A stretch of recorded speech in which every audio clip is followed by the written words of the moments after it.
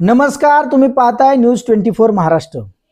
आज आपण ज्या बातमीकडे पाहणार आहोत ती केवळ निष्काळजीपणाची नाही तर सरळ सरळ करदात्यांच्या पैशावर चाललेली उधळपट्टी आणि प्रशासनाच्या बेजबाबदारपणाचा कळस आहे। पिंपरी चिंचवड महानगरपालिका जी स्वतःला स्मार्ट सिटी म्हणवते त्याच महापालिकेचा भांडार विभाग आज प्रश्नांच्या भोवऱ्यात सापडला आहे। कारण काय? कोट्यावधी रुपये खर्च करून खरेदी केलेल्या कचरा वर्गीकरणाच्या पेट्या आज वापराऐवजी गवताखाली सडत पडल्या आहेत। जरा हे दृश्य पहा। नेहरू नगर मधील महापालिकेच्या गोडाऊनमध्ये जिकडे नजर जाईल तिकडे फक्त कचरा पेट्यांचेच ढीग।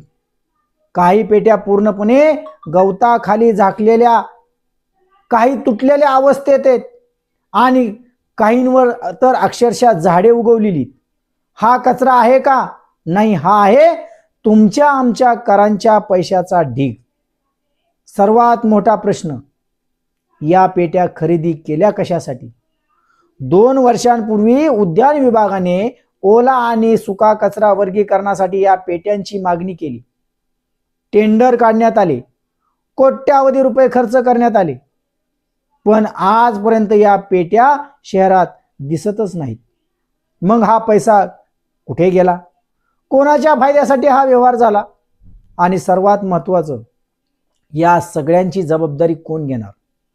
एकीकडे महापालिका सांगते पैसे नाहीत, विकास कामे थांबवली जातात, नागरिकांना सुविधा मिळत नाहीत, आणि दुसरीकडे कोट्यावधींचे साहित्य गोडाऊनमध्ये कुजत ठेवलं जाते। हा नेमका कसला कारभार आहे? हा निष्काळजीपणा आहे की संगनमताने केलेला आर्थिक घोटाळा?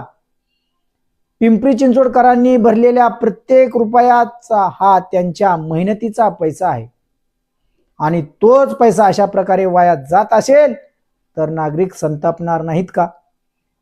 आज शहरात कचरा व्यवस्थापनाची समस्या आहे। रस्त्यावर कचरा साचतो, वर्गीकरण होत नाहीये, आणि ज्या पेट्या या समस्येवर उपाय ठरू शकल्या असत्या त्या गवताखाली गाडून ठेवल्या आहेत। महापालिका आयुक्तांना थेट प्रश्न आहे, या प्रकरणाची चौकशी होणार का? महापौरांना प्रश्न आहे, जबाबदार अधिकाऱ्यांवर कारवाई होणार का?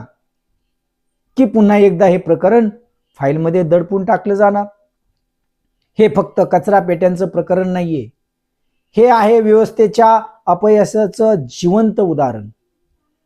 जर आज यावर कारवाई झाली नाही तर उद्या अशाच आणखी कोट्यावधींचे घोटाळे उघड होतील, आणि त्याची किंमत पुन्हा सामान्य नागरिकांनाच मोजावी लागेल।